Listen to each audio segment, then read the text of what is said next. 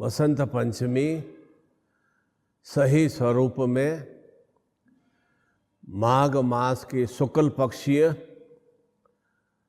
नवरात्रि पर्व का सर्वश्रेष्ठ महोत्सव है। यह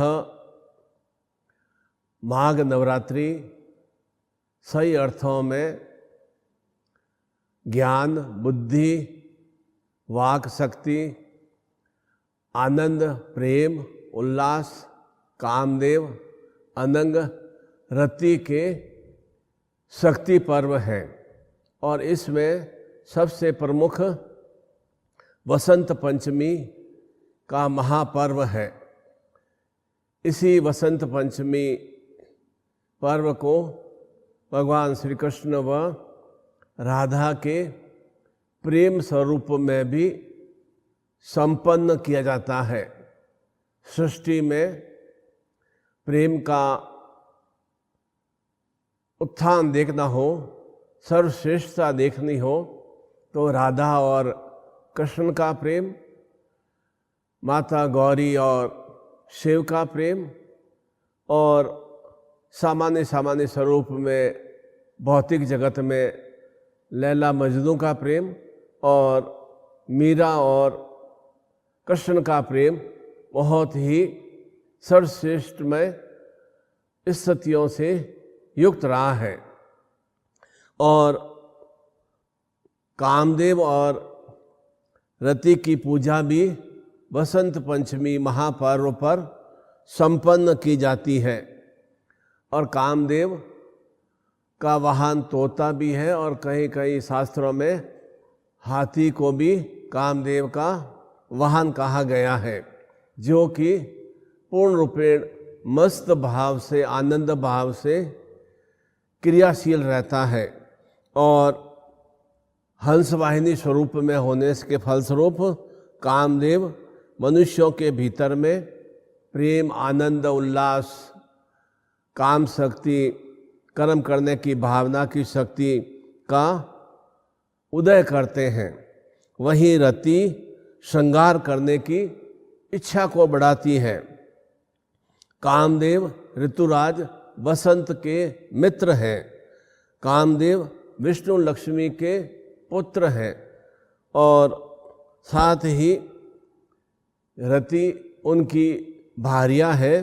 और कामदेव का तात्पर्य कोई संभोग, सेक्स या निमग्न रूप से शरीर की प्यास को बुझाने का भाव चिंतन नहीं है। सही अर्थों में काम का तात्पर्य शालीनता पूर्वक निरंतर कार्य करना और कर्म करने की इच्छा में वृद्धि करना, वह काम भाव है। और वे कार्य जिससे जीवन में आनंददायक, सुखी, शुभ और सुंदर बनाते हैं और जीवन को शालीनतामय स्थितियों की ओर क्रियाशील करते हैं।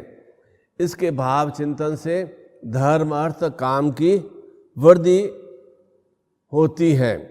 और कामदेव को रांगव्रत, अनंग, कर्दप, मनमथ, मनसिजा, मदन, रतिकांत, पुण्यवान, पुष्पधन के स्वरूप में भी उन्हें स्मरण किया जाता है।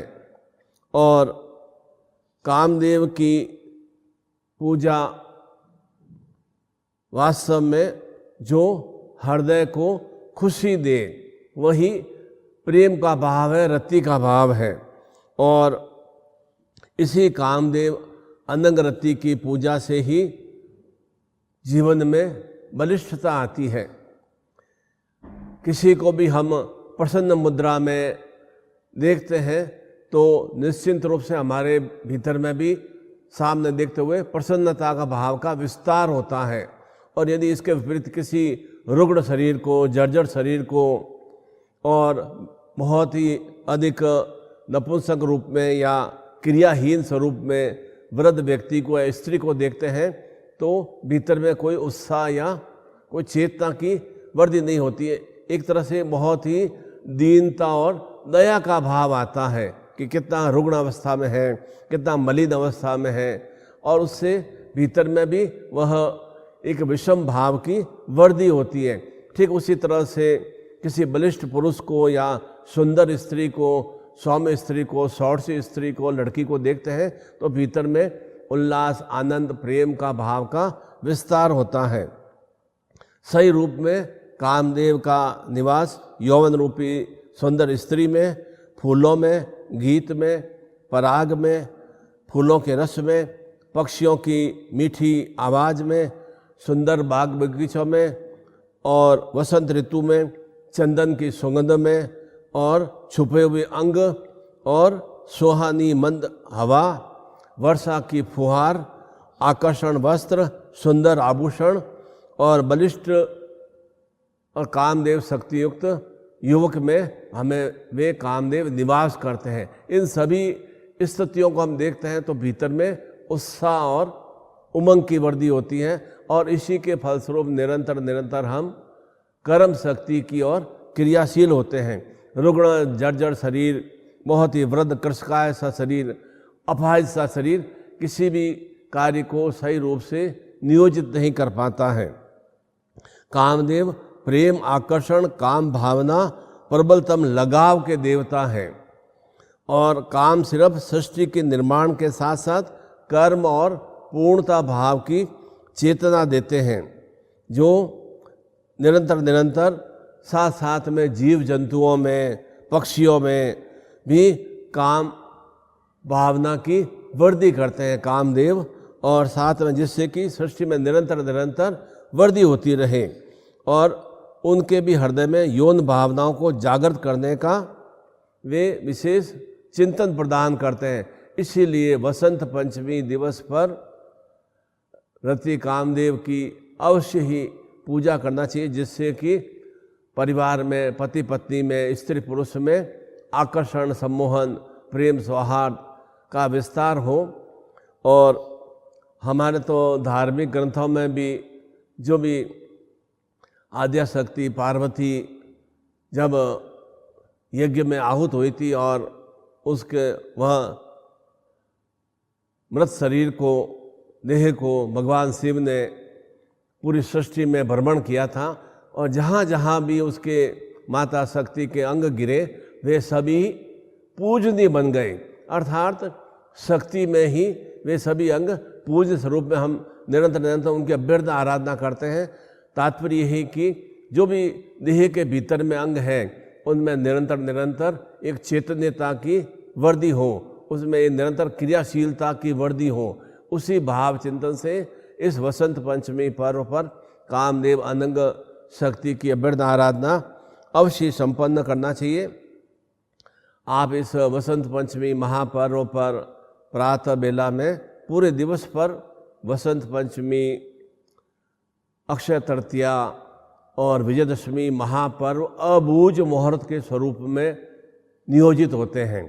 इस दिन विशेष रूप से बहुत ही अधिक संख्या में नूतन विवाह संपन्न होते हैं, साथ में विशेष रूप से नूतन गृह प्रवेश, नूतन व्यापारिक स्थल, नूतन कार्य को भी प्रारंभ किया जाता है। इसलिए यह दिवस पूर्ण रूपेण अबूझ काल के रूप में, अबूझ समय के रूप में है, और इस विशेष दिवस में प्रातः बेला में आप अपने पूजा स्थान में भगवान गणपति का विग्रह या चित्र स्थापित करें और सामने 2 ढेरी बना दें, और कामदेव के रूप में और रति के रूप में आप कोई भी सुपारी उस पर पीला केसर या पीला गुलाल अर्पित करें, और पीले पुष्प या लाल पुष्प अर्पित करते हुए वह जो मैं मंत्र आपको प्रदान करूं वह आप अविरल रूप से 5-5 मिनट पति पत्नी दोनों ही विशेष रूप से,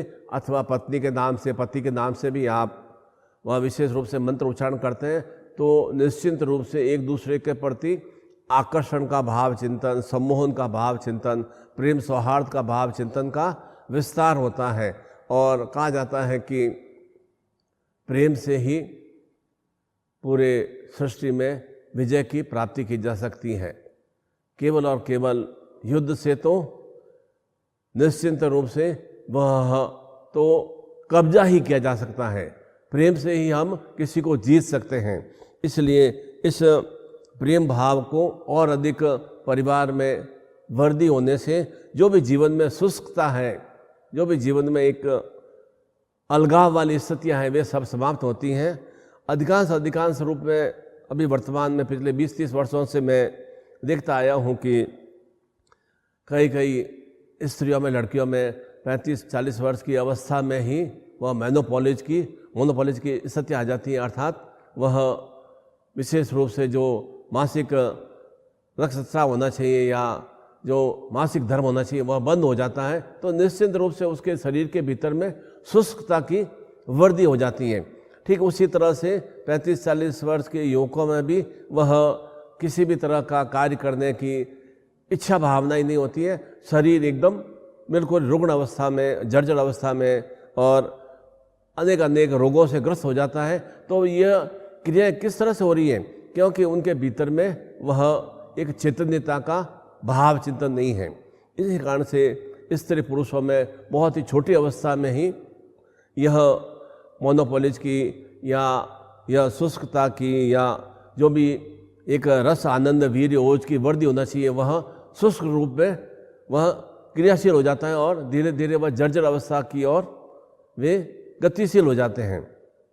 इसीलिए इस वसंत पंचमी महापर्व पर विशेष रूप से रति कामदेव अनंग की पूजा करने से और निरंतर शुद्ध भावना सभावना रखने से निश्चित रूप से भीतर में बहुत ही सुशक्तियों का विस्तार होता है।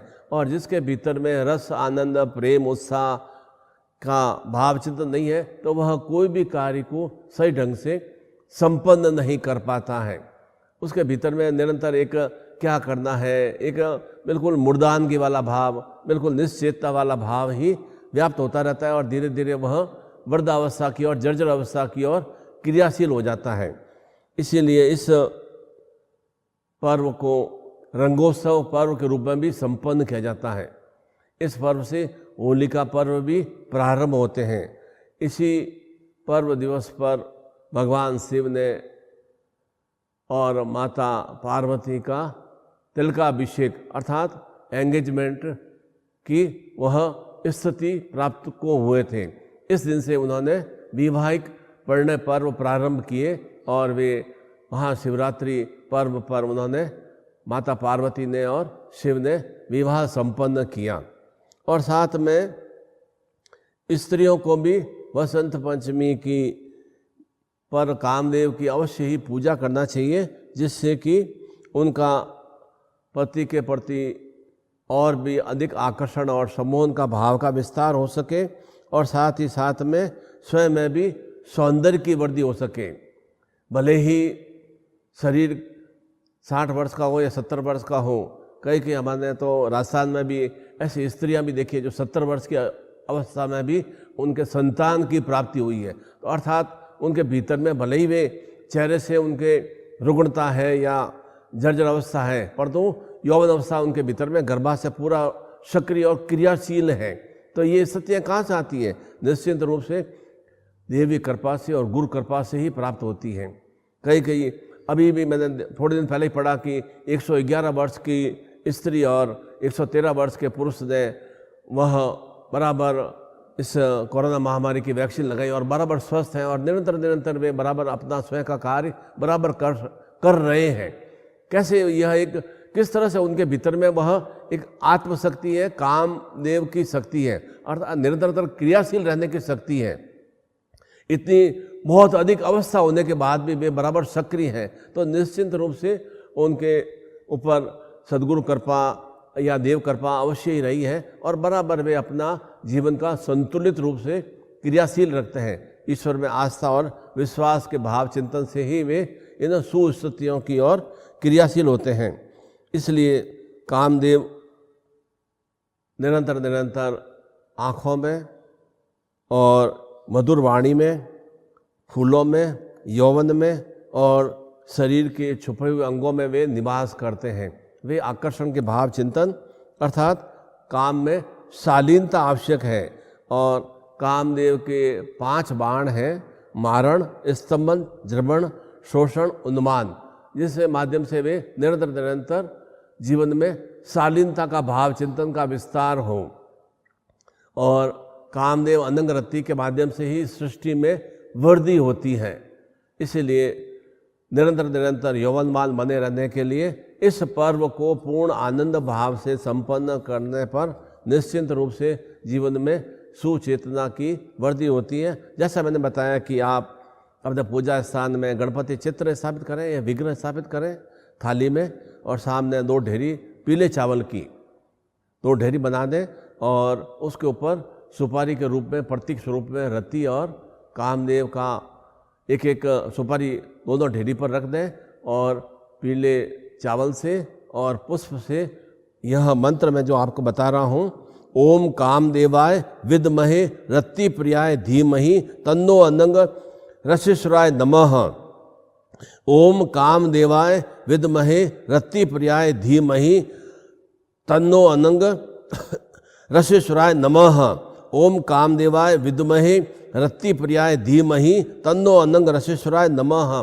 21 बार ही उच्चारण करना है। प्रत्येक पुरुष को भी 21 बार और प्रत्येक स्त्री को भी 21 बार उच्चारण करना है, जिससे कि हमारा शरीर और देह, मन, चिंतन, आत्मा, बुद्धि, ज्ञान सब कुछ बिल्कुल एकदम यौवनवान बना रहे। 21 वर्ष का व्यक्ति को बहुत ही हर्षपुष्ट और यौवनवान रहता है। निश्चित रूप से हर्षपुष्टता, यौवनता, आकर्षण, सम्मोहन, चेतना की प्राप्ति संभव है।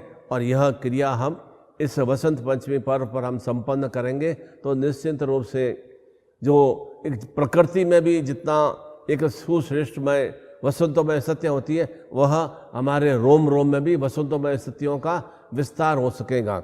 केवल पीले वस्त्र धारण करने से या पीली चावल खाने से या बेसन के लड्डू खाने से ही कोई जीवन में वसंतमय सत्या नहीं आती है। कुछ न कुछ वसंतमय सत्यों की प्राप्ति के लिए साधनात्मक क्रिया करना आवश्यक है। इसीलिए इस वसंत पंचमी महापर्व पर विशेष रूप से वह कामदेव अनंग रति शक्तिपात की दीक्षा भी आपको प्राप्त होगी। और इसके लिए पूरे दिवस में आप यह 21 बार मंत्र जाप करने के बाद में अपना फोटो भेज देंगे। आपको पूर्णता से वह विशेष मंत्रों के माध्यम से और पूजन अर्चन के माध्यम से जैसा जैसा मैंने विधि विधान बताया है, उस तरह से विधि विधान के फलस्वरूप आपको वह कामदेव अनंग रति शक्तिपात की दीक्षा फोटो के द्वारा प्राप्त हो जाएगी। और निश्चिंत रूप से यह माघी नवरात्रि, जैसा मैंने बताया कि आनंद, प्रेम, उत्साह, उल्लास, ज्ञान, बुद्धि, अनंग रति, कामदेव की इन 9 शक्तियों को आत्मसात करने के नवरात्रि के पर्व है। तो निश्चित रूप से वह माघी नवरात्रि, ये वसंतों में पर्व आपके लिए बहुत ही सुश्रेष्ठ में बन सकेगा। और ऐसा ही मैं आत्मीय भाव से, हृदय भाव से आशीर्वाद प्रदान करता हूँ कि आने वाला वह शिवरात्रि पर्व और होलिका पर्व निश्चित रूप से आपके जीवन में शिव गौरीमय और रंगोत्सवमय स्थितियों से युक्त हो सकेगा। ऐसे ही मैं आप सभी के लिए शुभ मंगलमय कामनाएं अर्पित करता हूँ। हरि ओम।